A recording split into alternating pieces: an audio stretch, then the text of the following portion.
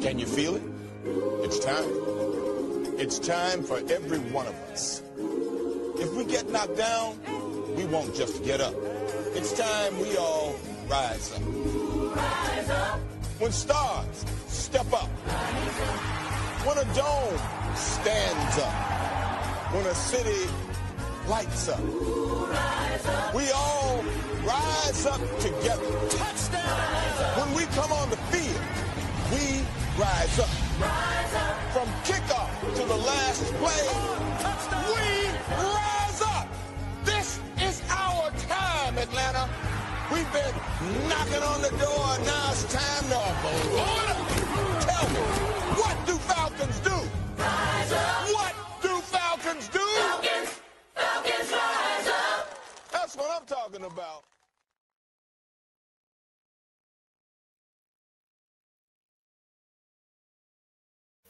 What's going on, everybody? Welcome to another edition of All In with Nate. First thing first, let me apologize. I should have did this show days ago. But unfortunately, y'all know I'm a season ticket holder. I didn't really have a voice. And I've been, personal note, I like to give y'all kind of update what's going on. I cover high school football, so I'm really at times not around. But I'm back. I'm going to make sure to knock the show out every single week. And we're going to get into week one.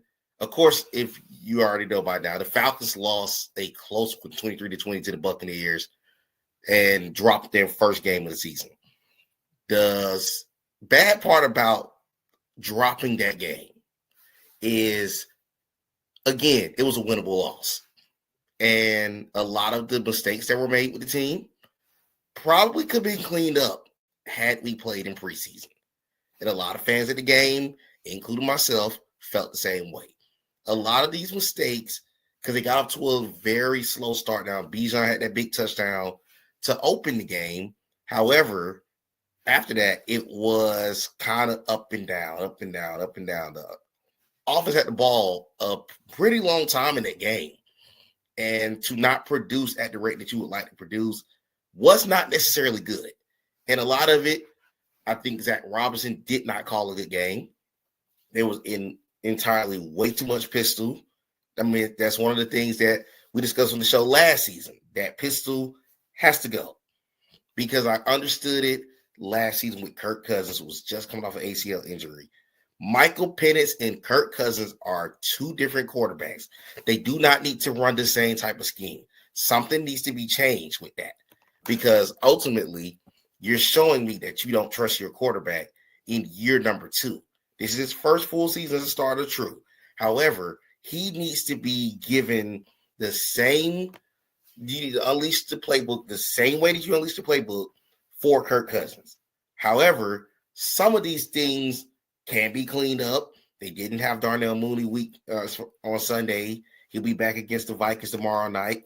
There are certain things where it's going to take a few weeks. Even tomorrow night, I wouldn't be shocked if there's certain moments in the game where it's like, it shows the lack of reps together, trying to get these things right. But I do think these things are able to be cleaned up for this team to be successful down the road. However, when you start 0-1, you're headed on the road Sunday Night Football in a tough environment in Minnesota, who, by the way, they beat the brakes off of us last season when we went there. So these are things that has to be cleaned up for the Falcons going forward, because we're getting into week 2.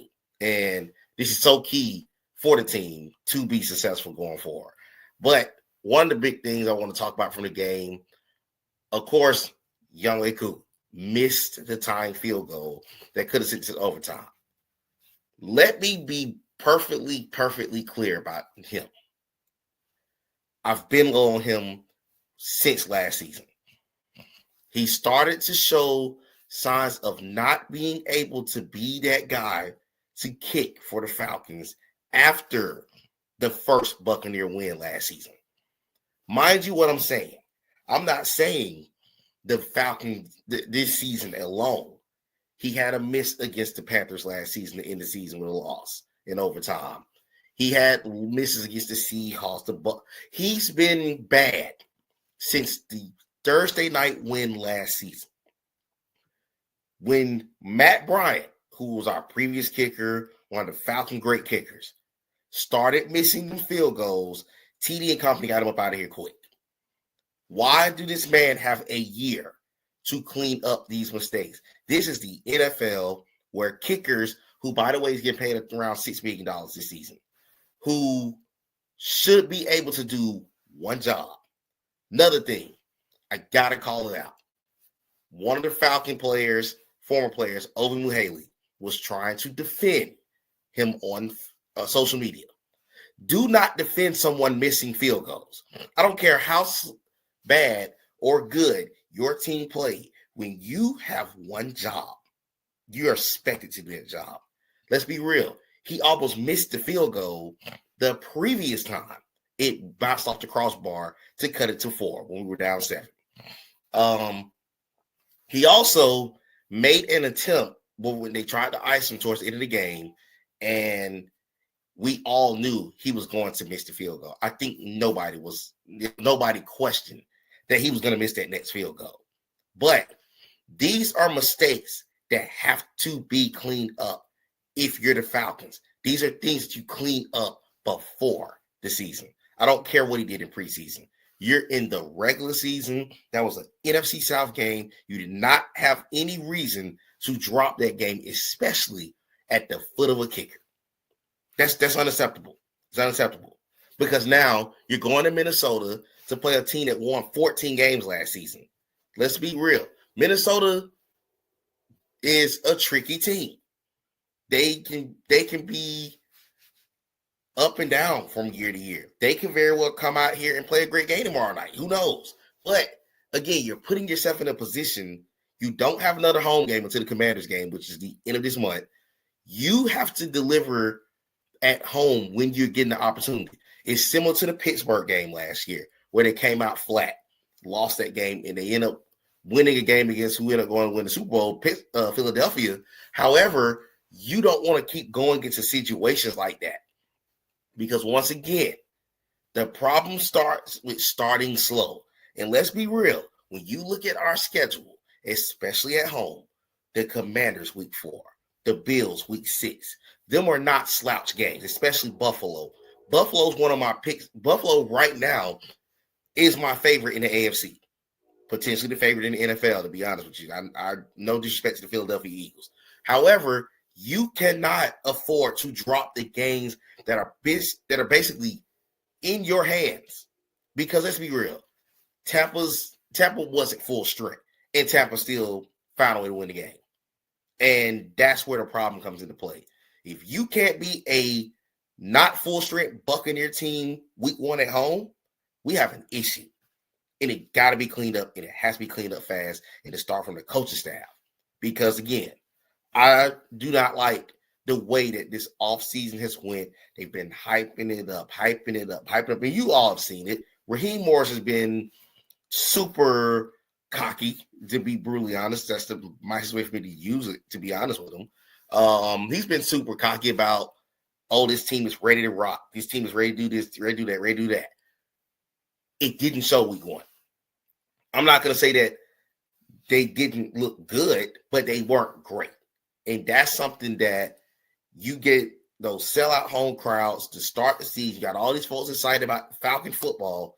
You cannot drop games like that. And that right there was a inexcusable loss, to be honest. It was very inexcusable. But just to tap into the game some, for one, Michael Penix Jr., that guy's he's that guy. He is that guy. He got off to a rusty start, which is understandable. It was preseason. These guys have not stepped onto the field in preseason. And again, let me also go back to that because there's a lot of folks, that's the number one argument that's been back and forth with our fan base. Let me be clear to you. The issue is not you're not playing them for a long period of time. You're not testing them out at all. Kansas City, who's won 2 of the last 3 Super Bowls, have gotten a couple of drives out of their key starters. Philadelphia has. You've seen some of the contenders. Cincinnati, who had one of the best offensive units in football last season, got out there and did a couple of drives. You got to see what you got. You don't have to play them a long period of time, but a drive here or two. That's just give a drive here or two.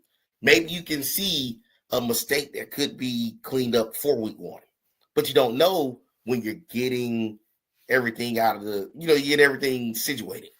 And that's what the problem can be for the Falcons. And there are too many young, talented players on this team to have these mistakes. Once again, it's week 1. I'm not trying to be too critical, but there are things that can be cleaned up. And that's my problem with this team.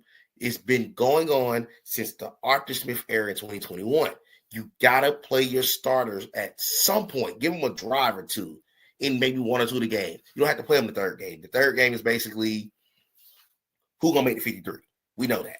But to not sit there and try them out at all, it shows week 1. It shows when you come out flat.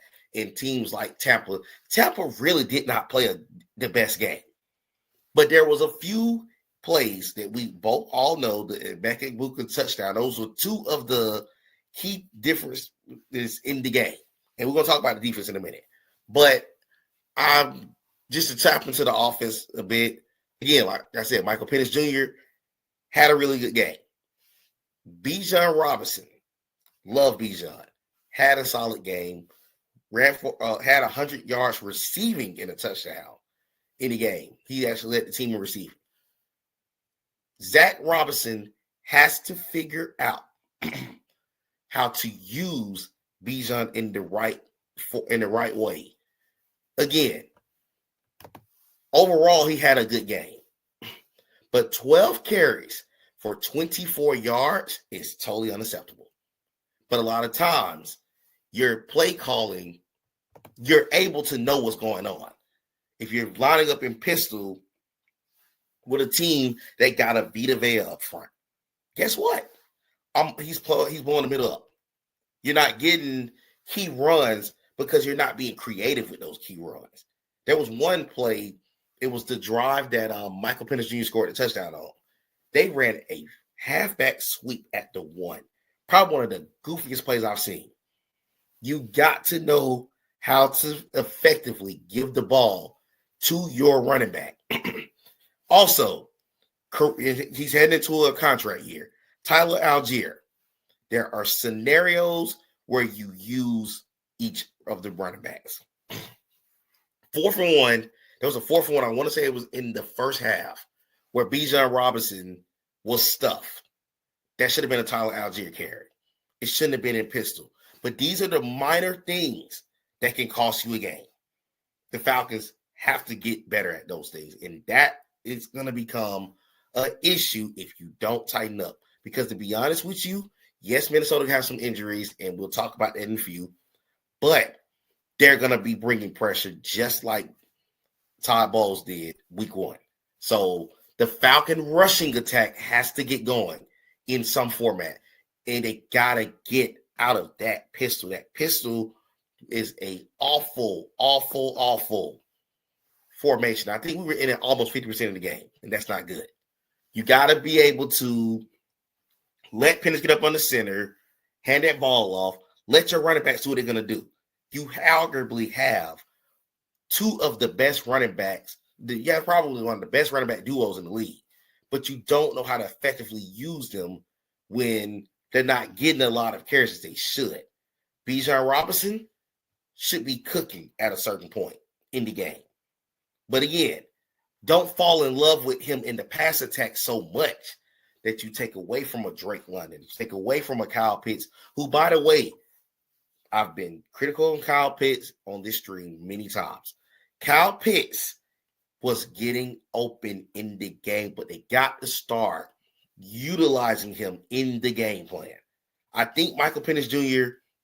will get comfortable, get chemistry with him, but they also got to call plays to work with him. You got to feed your tight end. You see all the other tight ends in the league, the Sam Laportas, the Brock Bowers, the Travis Kelce's. They're getting routes for their tight ends. This has to happen in Atlanta with Kyle Pitts, because honestly speaking, when you look at the physical outlook of a Kyle Pitts, he should be destroying your opposing defenses week in and week out at this point. And you got to start getting this man involved in the offense. So it has to change. Another thing, as far as I thought the offensive line did decent. I did see a statistics where they had faced the third most pressure in week 1. Of course, Tampa blitzed a lot. Elijah Wilkinson didn't have the best game. He wasn't bad, but he definitely got caught up false start a couple of times.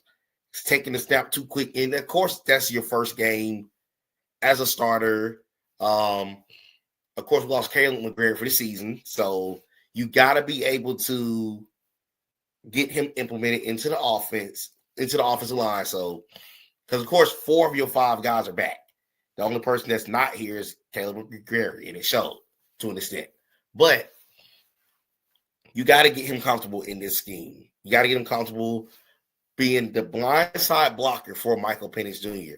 And credit to Michael Penix Jr., there was times when the plays broke down. He would go run, get a couple of yards. We're not asking you to be Mike Vick. We're asking you when the play breaks down, go be smart enough to go grab 3 or 4 yards instead of taking a 10-yard sack. And that's what the issue was with the Kirk Cousins last season. And those are the things that they can clean up that we're saying. For one, I'm gonna also bring up the stat line for the game. Give me a second to bring it up. Okay, here we go. Now, let's tap into this recap of the game. I don't want to get into the stats yet. I'm going to start off going to the kind of giving the play-by-play what I mean by the offense stalled. When you look at this play-by-play, the Falcons scored their opening touchdown in 3 plays. After that, the Falcons went punt. The 4th down stop to Bijan Robinson. They had a field goal before the half. The offense stalled for a high percentage of the game. The Bucs missed a field goal. The Falcons had a punt. The Bucs scored a touchdown. We had a 7-minute drive that ended in a field goal. Punt. We had a 91-yard drive that ended in a touchdown. As you see, the offense was up and down the whole game. And this is what happens when you don't really have a lot of reps in preseason. That's the issue, that one of the things I've been screaming about as far as the game per se and why the Falcons came out so flat. But one of the things, I need to go back. There's one thing that I wanted to point out. Okay. When you look at this team stats, the Falcons won in first downs, passing downs, rushing was about the same. Third down, they were nearly identical. They had a lot of 4th down conversions. The Falcons ran 71 plays of their 56, almost 100 yards more than the Bucs. 10 more pass attempts, 69 yards rushing, no turnovers.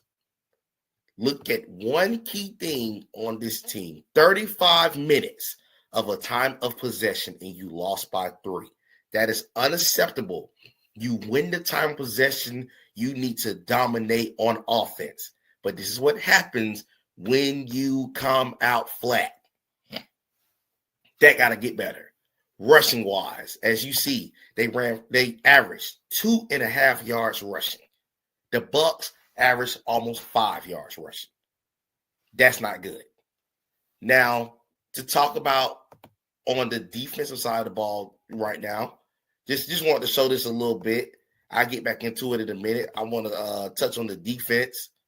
I'm just going to be honest. There was improvement with the defense, and I got to give them their props. I've seen some improvements from this group. And one thing that I've credit, great move by Jeff Ulbrich to start Xavier Watts over Jordan Fuller. He is going to be a really special talent with more reps.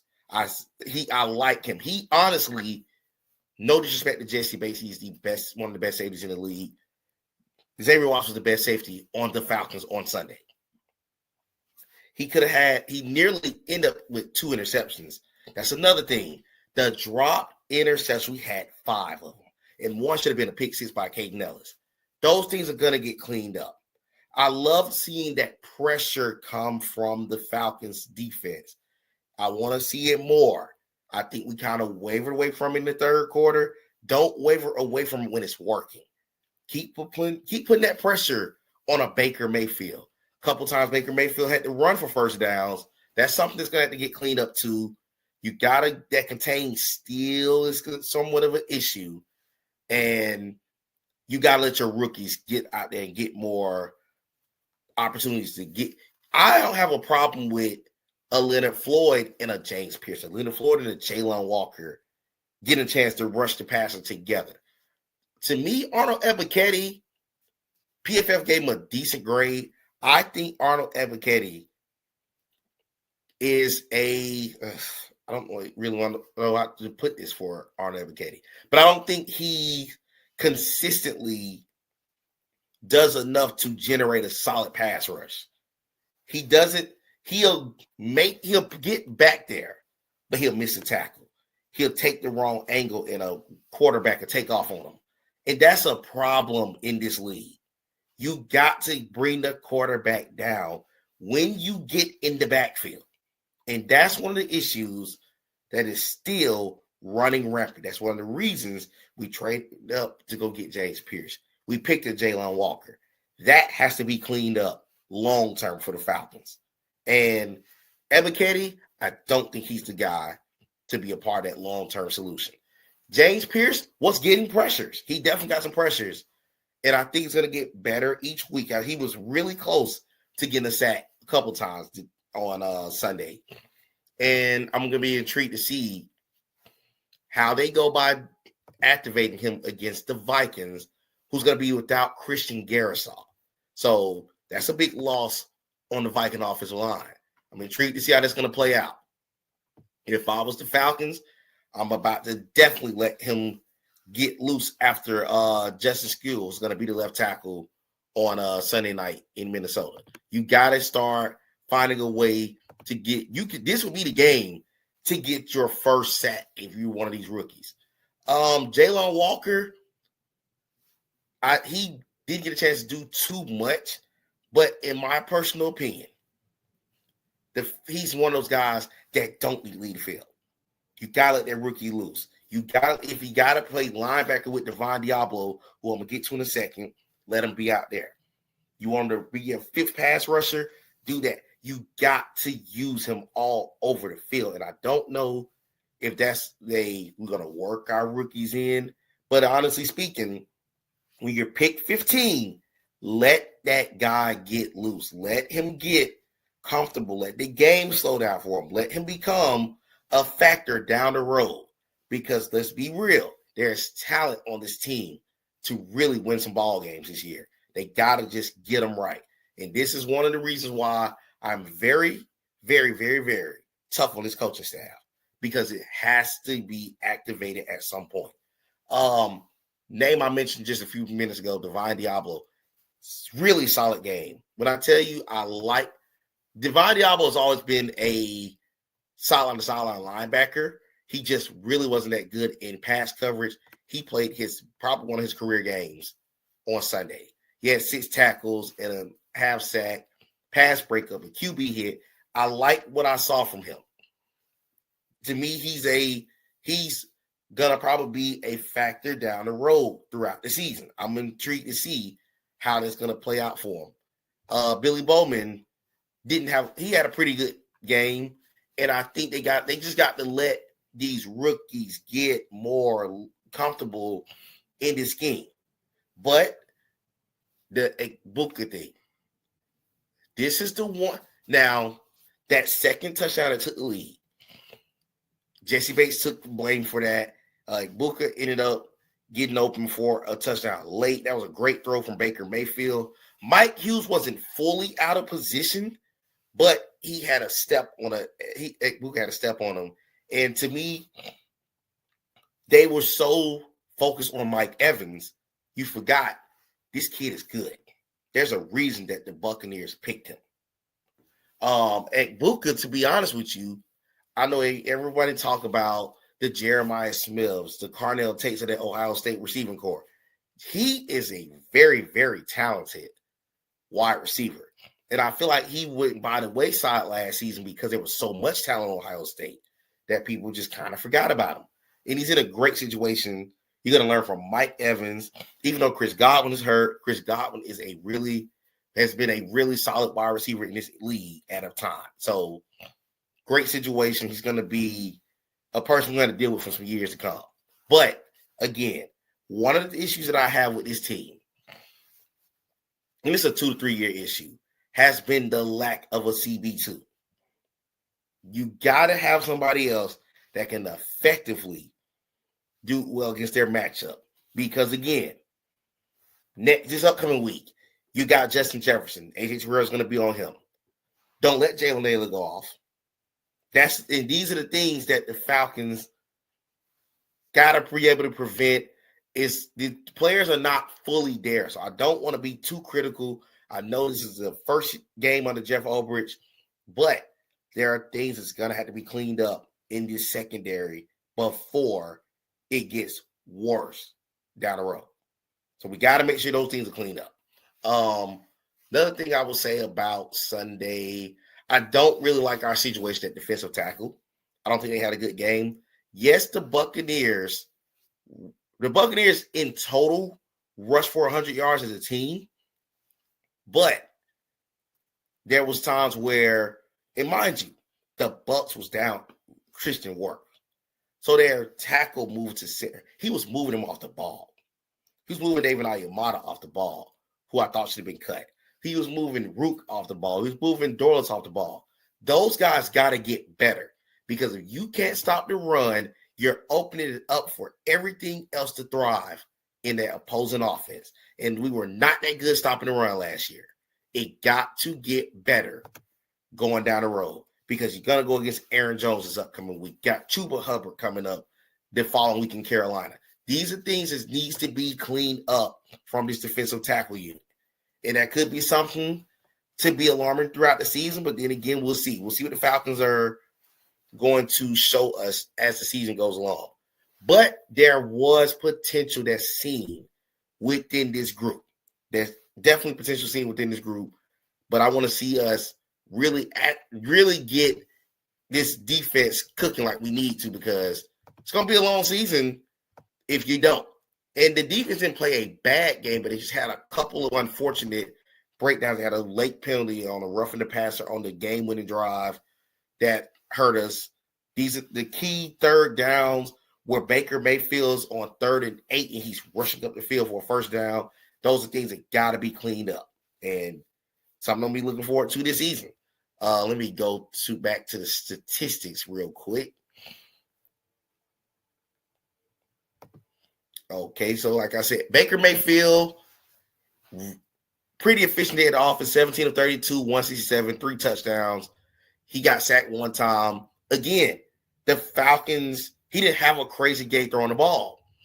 He made key plays when he needed to. That's the difference in the game.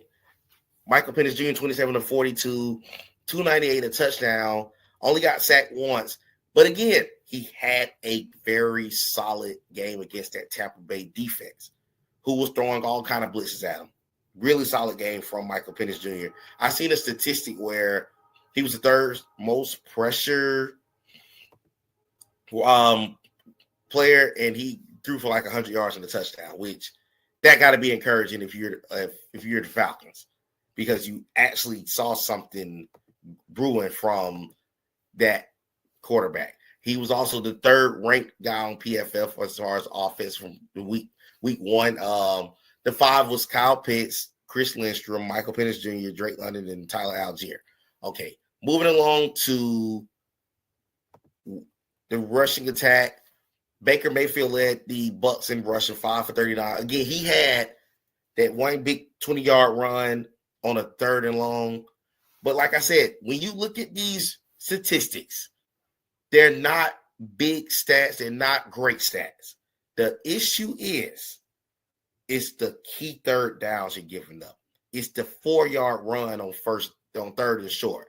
It's the 9-yard carry on a first down.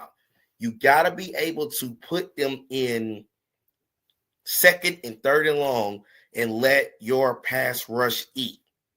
That's what you have to do. On the Falcon side, once again, I think a lot of our problem had to do with that freaking pistol. They got that pistol. They had 28 carries for 69 yards.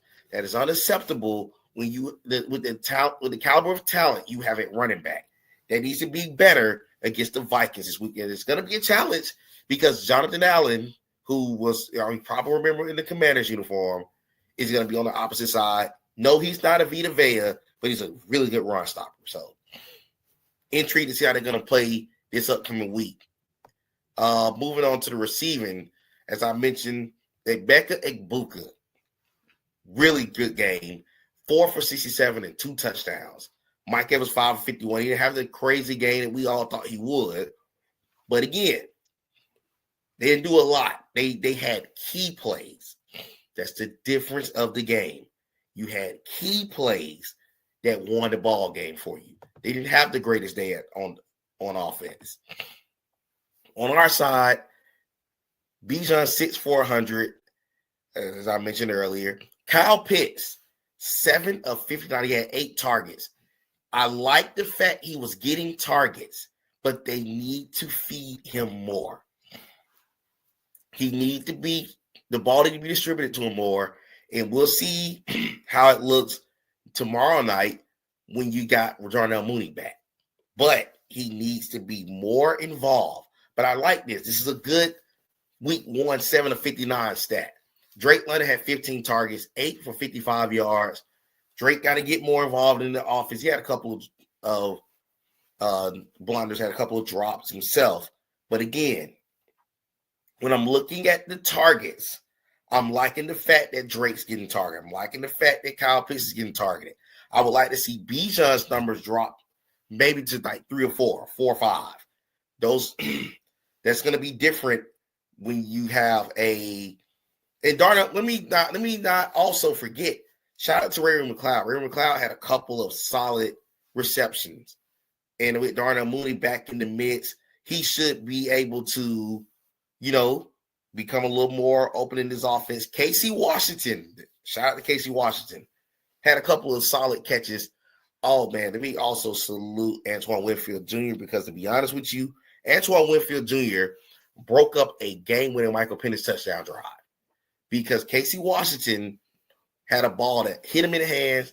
Antoine Winfield knocked it out. That ended up really ending that was a big play as you look back at the game now. Cordero Hodge had 1 target. By the way, Cordero Hodge, that target in particular, a lot of folks are screaming for pass interference.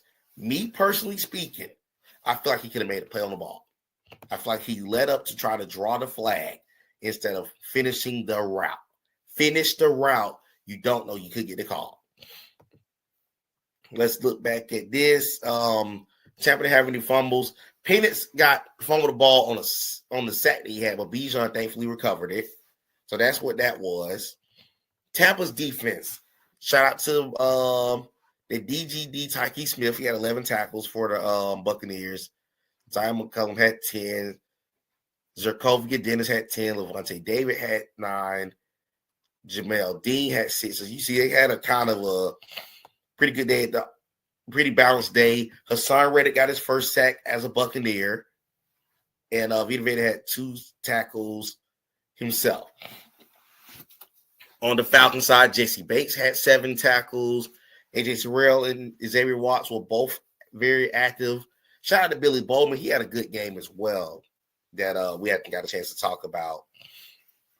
Evan Katie had 1 tackle for a loss. However, I felt like he didn't have the best game as a pass rusher.